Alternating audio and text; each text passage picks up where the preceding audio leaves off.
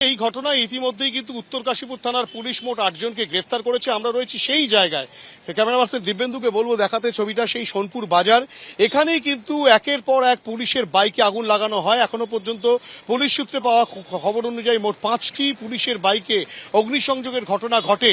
এবং যে চিত্র দেখাবো, দিব্যেন্দুকে বলবো দেখাতে, এখনো যত্রতত্র ছড়িয়ে ছিটিয়ে পড়ে রয়েছে পোড়া অংশ। এখানেই কিন্তু একের পর এক পুলিশের গাড়িতে আগুন লাগানো হয়, বাইকে আগুন লাগানো হয় এবং পুলিশের একটি প্রিজন ভ্যান ছিল, সেই প্রিজন ভ্যানে পর্যন্ত আগুন লাগানো হয়েছে। এবং এই যে গোটা পরিস্থিতি, সেই গোটা পরিস্থিতি কিন্তু গতকাল সকাল থেকেই মাথাচাড়া দিচ্ছিল দক্ষিণ 24 পরগনার ভাঙড়ে।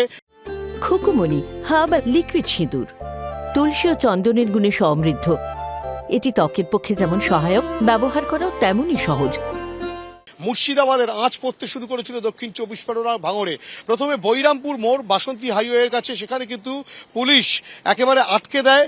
যা বিক্ষোভকারীরা যারা বিক্ষোভ দেখাতে শুরু করেন, যারা কলকাতামুখী ছিলেন, তাদেরকে সেখানে আটকে দেওয়া হয়, কেননা তাদেরকে শিয়ালদা যেতে বারণ করা হয়। তখন পুলিশের সঙ্গে প্রথমে গার্ডরেল নিয়ে ধাক্কাধাক্কি, পরবর্তী ক্ষেত্রে পুলিশকে লক্ষ্য করে ইটপাটকেল ছোড়ার ঘটনা ঘটে।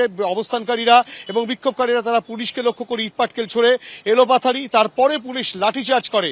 দীর্ঘ প্রায় 4 ঘন্টা বাসন্তী হাইওয়ে বন্ধ ছিল। বৈরামপুর মোড় যখন হয়, তার পরবর্তী ক্ষেত্রে পাগলারহাট বাজার, সেখানে পর্যন্ত অবস্থান হয়। তার পরবর্তী ক্ষেত্রে বালিগাদায় কাঠের গুঁড়ি ফেলে, গাছের গুঁড়ি ফেলে রাস্তা অবরোধ করা হয়।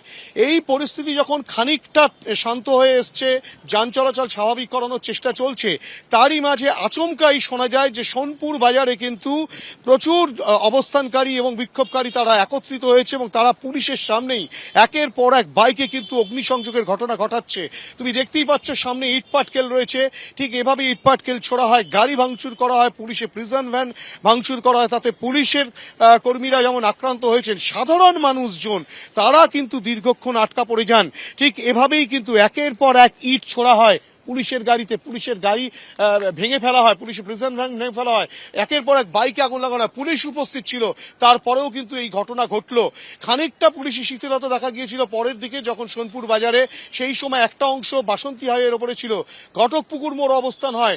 এখানকার যিনি অবজারভার তৃণমূলের শওকত মোল্লা, যিনি ক্যানিং পূর্বের বিধায়ক, তিনি আটকা পড়ে যান এবং এইখানেই কিন্তু রাজনৈতিক চাপানোতো শুরু হয়েছে। শওকত মোল্লা সরাসরি বলছেন যে এটা পূর্ব পরিকল্পিত এবং সমস্তটার দায় কিন্তু নিতে হবে নওশাদ সিদ্দিকী, ভাঙড়ের যিনি বিধায়ক, এবং নওশাদ সিদ্দিকী পাল্টা তৃণমূলের বিরুদ্ধে অভিযোগ করছেন। এই চাপানুতর কিন্তু এখনো পর্যন্ত চলছে, যদিও আজকের পরিস্থিতি খানিকটা গতকালের থেকে শান্ত রয়েছে, সেটাই দেখা যাচ্ছে সোনপুর বাজারে।